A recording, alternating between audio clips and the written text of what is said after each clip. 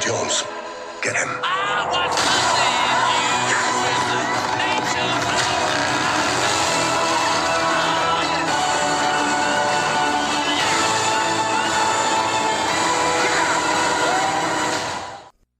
Indiana Jones and the Dial of Destiny answers several burning questions right away.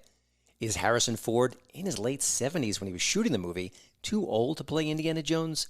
No. Shockingly, no. Not at all. Nice.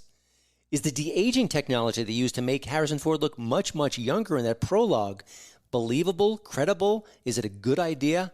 Absolutely. Great technology, almost seamless. And is Phoebe Waller-Bridge the subject of so many pre-release rumors about the movie, all the things about her taking over for Indiana Jones? Well, is she a Mary Sue in sheep's clothing?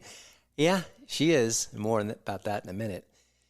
It's also very clear that the fifth film in the series is competent, and it's uninspired. At times it flirts with excellence, then it goes back to being mediocre, watchable, perfectly fine, acceptable.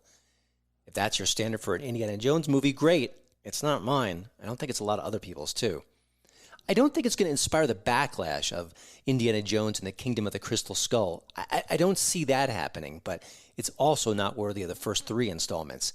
And by the way, The Last Crusade is overrated. I know we all love Sean Connery, but trust me, it's overrated.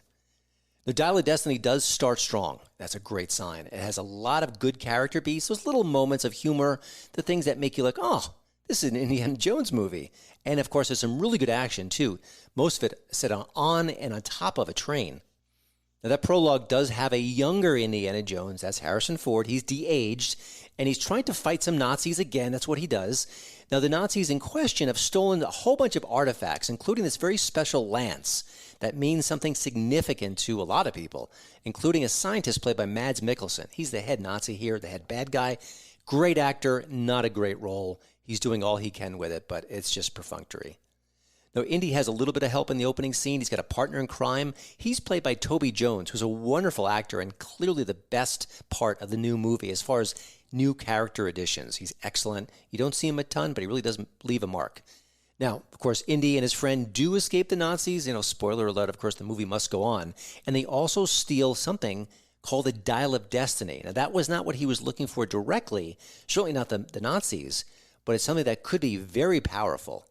The device dates back to Archimedes, and it's rumored to let people go back in time if they click it in a certain fashion. Now, the artifact was split in two, and what they were fighting for in the opening scene is part of it, so one chunk of two. But when the film flashes forward to the present, which in this movie is 1969, both Jones and those Nazis are still wanting to reunite those pieces. Now, of course, for Jones, the artifact, say it all together now, That belongs in a museum. but Mikkelsen's character thinks he can use it for other reasons, something obviously more nefarious and dealing with the whole Nazi Third Reich situation. You can fill in the blanks there. So it's a race. It's the Nazis versus Indy, and he's got a little bit of odd help here. That's his goddaughter, Helena, played by Phoebe Waller-Bridge, but she has less noble reasons for trying to acquire the dial. The director here is James Mangold. He's done some great work in the past, Ford versus Ferrari, Copland, very talented director. He's taking over for Steven Spielberg. Those aren't large shoes. They are gargantuan-sized shoes. And of course, Mangold, he can't help a little bit of fan servicing along the way. You've got some cameos. You've got some lines which are repeated from the first film. We get that. It's perfectly fine. They don't go overboard with it. This is not one of those multiverse Easter eggathons, so don't worry about that. They also develop a young character in the short round tradition. He's a sidekick. He's going to be heroic at times. But the actor playing him is Ethan Isidore. I haven't seen it before. And he's playing a character named Teddy. And I don't want to pick on this young actor. I think he's given nothing to work with. This character is in no way, shape, or form as great, as wonderful as Short Round. And the film forces him to be silly at times, including a moment where he has to pilot an airplane. Yes, is a significant part of the third act where he's piloting an airplane by himself. Again, this is a child, and I'm pretty sure he has no actual training in flying. But here we are. It's a minor spoiler, but it is an eye roll moment. And as the film goes on, you get more and more of those eye rolls. To be fair, though, this kid is more authentic than Helena, because Helena is smart. She can fight like a Navy SEAL. She knows every detail about the Dial of Destiny. Matter of fact, she knows everything about everything. Whatever the scene requires, she knows about it. You stole it. Then you stole it. And then I stole it. It's called capitalism. Yeah, she's the ultimate Mary Sue, but I will say there's one exception here which is important.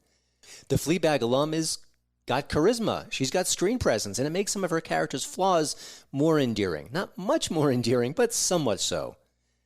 It's still galling for franchise fans to see her be the hero in certain scenes, and Indy's basically the damsel in distress. Ha ha. Now, much has been made about the CGI-heavy action scenes. We saw a lot of that in the trailers and the clips that were leaked to the press in the last few weeks. I have to say, seen in context, it didn't bother me. I didn't think it was very distracting. You can tell this is a modern movie, a 21st century affair, not like the old school Indiana Jones adventures of yore. I get that, but it didn't bug me as much. I think people will get lost in the moment, and they'll be carried away by the action well enough where it won't be a major consideration. Of course, Mangold is no stranger to action. He did Night and Day, which was really a very good film. Excellent action sequences there. Cameron Diaz, Tom Cruise, nice pairing as well. But he can't compete visually with Steven Spielberg. But, who can? Spielberg created 3 Indiana Jones adventures that are memorable and beloved, despite my reservations. But there's no wow sequence in Dial of Destiny. There's no one moment that you'll say, oh my gosh, I couldn't believe it. I'm going to be talking about this scene for a while. Nothing like that. And maybe it's a high bar. Maybe we're asking too much of an Indiana Jones movie. But you know what? Those first 3 films had those moments. And an Indiana Jones film, the best of them, should as well. The Dial of Destiny does have some compelling reasons to make a 5th film. Of course, you want to get the taste out of your mouth from Kingdom of the Crystal Skull. Also, what about an older Indiana Jones? In the movie, he is retiring as a professor. His students are basically ignoring what he says when he's lecturing them. There's something interesting there. An older, wiser Indiana Jones, maybe he's a little burned out. Maybe he misses the adventure of yore. And slowly that excitement, that adventure, that spark is reignited in him, and you can see it on the screen. It would be a wonderful arc, a wonderful character moment for him. Discover what was lost so many years ago. Give him hell, Indiana Jones! But the movie really cares more about Helena. I mean, she really, in many ways, is the star of the movie. So there's none of that. I think that's a missed opportunity. Also, the film is set in 1969. There's a setting involving the moon landing. You've got some counterculture protesters raging against the Vietnam War. Interesting again, but once they introduce those themes, they're pushed aside. You don't see them anymore. So again, it's some color, some texture. It's introduced, but really not applied as effectively as it could be. You can't ignore the fact that Indiana Jones and Harrison Ford are up in years. You could lean into it. You could explore it. I think that would be wonderful. I always think back to Star Trek II, The Wrath of Khan, when William Shatner's Captain Kirk had to whip out a pair of eyeglasses when he was reading some rules or some regulations. It was him acknowledging the years. And, of course, the movie saying, hey, Kirk isn't as young as he used to be. It was a small moment, a little character touch, but I thought that was wonderful. I think if this movie had more of those while still embracing his heroic side, I think it would have been a better movie. Now, of course, if you've seen the trailers, you know that Indiana Jones and Helena bicker almost nonstop through the film, but it doesn't really come to life in the way it should. And, of course, because she's Mary Sue. She's knowing everything, doing everything, punching everyone out. We don't get to see her sense of regret. Does she like the fact that she's a thief for hire, essentially? Is she worried about her father's legacy? What does she think of Indiana Jones? Was he the father figure that she was missing? There's lots of material here as well. Again, for a movie that's about 2.5 hours, it's not fully explored. Now, Mangold is a good director. He delivers a lot of solid action sequences here, but he also undercuts some of them by making it a little bit like a Fast and Furious move. The logical gaps are huge. The heroes go here, the bad guys pursue them. The heroes go there, the bad guys somehow magically know exactly where they're going to go. And they always show up maybe like 10 minutes later just to make it more suspenseful. It's frustrating. It really is. The way too long hunt for the dial leads Indiana Jones to a veteran diver played by Antonio Banderas, pretty much wasted here. They're going to go dig in the sea to try to find what they're looking for. And again, this is a minor spoiler, but they accomplished their task in such short order. I thought, this is ridiculous. I think even Dom and Letty from the Fast and the Furious films would be like, come on, guys, you got to write something better than this. This is absurd. Now, one of the things that's so interesting about The Dial of Destiny is that it almost stumbles into an ending that would be fascinating, different, unexpected, dangerous even as from a storytelling point of view, something we never see coming but really is a good fit for the movie and the character. And the film quickly scraps it for a more conventional ending. Tricked you there, right? Well, either way, it's happy trails, Indiana Jones. But I've been looking for this all my life. What does it all mean? The box office predictions for this film are not good. The film comes out June 30th, talking about well under 100 million for the opening weekend frame. That is not acceptable. Not for a movie like this, not with the franchise we're talking about, not for all the money that's been poured into these movies. You got to make at least 100 million, especially with the Indiana Jones trademark. That name, that brand is so important. And of course, the next week, you know it's going to drop around 50% unless the word of mouth is amazing. And I don't expect that to happen. You don't bring Harrison Ford back to a beloved franchise, knowing he's in his late 70s, just to make a mediocre movie that doesn't do well at the box office. They were shooting for the stars.